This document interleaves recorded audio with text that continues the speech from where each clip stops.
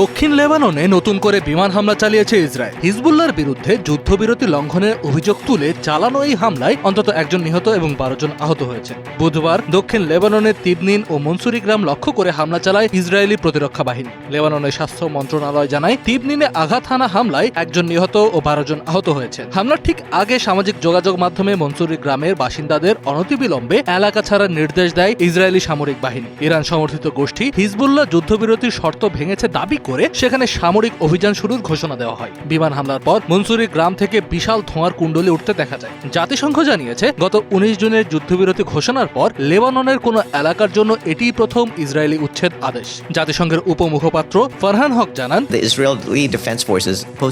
মনসুরি গ্রামে জুলাইয়ের শেষ নাগাদ প্রায় 1500 মানুষ ছিলেন। সম্প্রতি বাস্তুচ্যুত পরিবারগুলো সতর্কতার সাথে ঘরে ফিরতে শুরু করেছিল। এমন সময়ে নতুন উচ্ছেদ আদেশ পরিস্থিতিকে আবার অনিশ্চিত করে তুলল। জাতিসংঘ আরও জানায়, ক্রমাগত সামরিক অভিযানে দক্ষিণ লেবাননে বেসামরিক ঘরবাড়ি, কৃষিজমি ও জরুরি অবকাঠামো ব্যাপকভাবে ক্ষতিগ্রস্ত হচ্ছে। এদিকে সংকট মোকাবেলায় $639 মিলিয়ন মানবিক তহবিলের অর্ধেকেরও কম অর্থ সংগৃহীত হয়েছে। ইতালির রোমে যুক্তরাষ্ট্রের মধ্যস্থতায় ইসরায়েল ও লেবাননের দ্বিপাক্ষিক আলোচনার একদিন পরেই এই হামলার ঘটনা ঘটল, যা পুরো অঞ্চলের যুদ্ধবিরতি পরিস্থিতিকে আবারও ঝুঁকিতে ফেলেছে।